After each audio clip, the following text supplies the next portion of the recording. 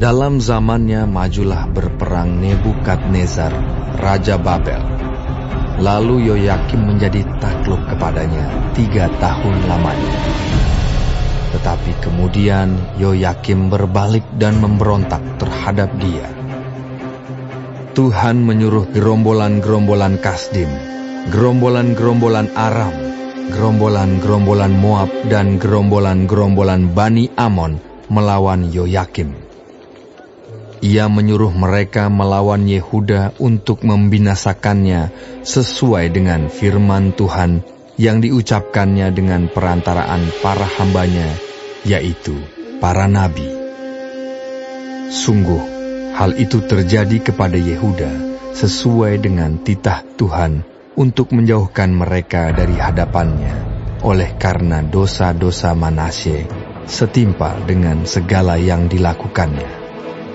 Dan juga oleh karena darah orang yang tidak bersalah yang telah ditumpahkannya, sebab ia telah membuat Yerusalem penuh dengan darah orang yang tidak bersalah, dan Tuhan tidak mau mengampuninya.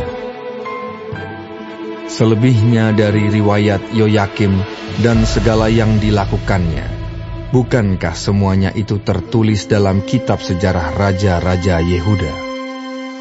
Kemudian Yoyakim mendapat perhentian bersama-sama dengan nenek moyangnya. Maka Yoyakin, anaknya, menjadi raja menggantikan dia. Raja Mesir tidak lagi keluar berperang dari negerinya, sebab Raja Babel telah merebut segala yang termasuk wilayah Raja Mesir, mulai dari sungai Mesir sampai ke sungai Efrat. Yoyakin berumur 18 tahun pada waktu ia menjadi raja, dan 3 bulan lamanya ia memerintah di Yerusalem. Nama ibunya ialah Nehusta binti Elnatan dari Yerusalem. Ia melakukan apa yang jahat di mata Tuhan, tepat seperti yang dilakukan ayahnya. Pada waktu itu, majulah orang-orang Nebukadnezar, Raja Babel, menyerang Yerusalem dan kota itu dikepung. Juga Nebukadnezar, Raja Babel, datang menyerang kota itu, sedang orang-orangnya mengepungnya. Lalu keluarlah Yoyakin, Raja Yehuda, mendapatkan Raja Babel. Ia sendiri, ibunya, pegawai-pegawainya, para pembesarnya, dan pegawai-pegawai istananya.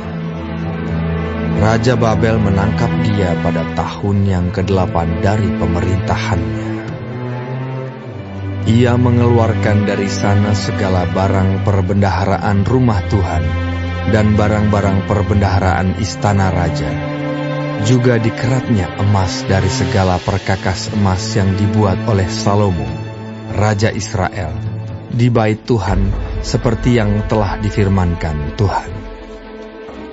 Ia mengangkut seluruh penduduk Yerusalem ke dalam pembuangan, semua panglima dan semua pahlawan yang gagah perkasa, 10.000 orang tawanan, juga semua tukang dan pandai besi. Tidak ada yang ditinggalkan, kecuali orang-orang lemah dari rakyat negeri. Ia mengangkut Yoyakin ke dalam pembuangan ke Babel, juga ibunda raja, istri-istri raja, pegawai-pegawai istananya dan orang-orang berkuasa di negeri itu, dibawanya sebagai orang buangan dari Yerusalem ke Babel.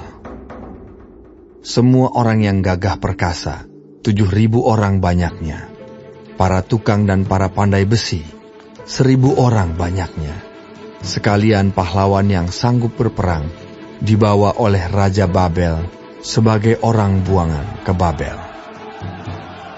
Kemudian Raja Babel mengangkat matanya, paman Yoyakin, menjadi raja menggantikan dia dan menukar namanya menjadi Zedekia.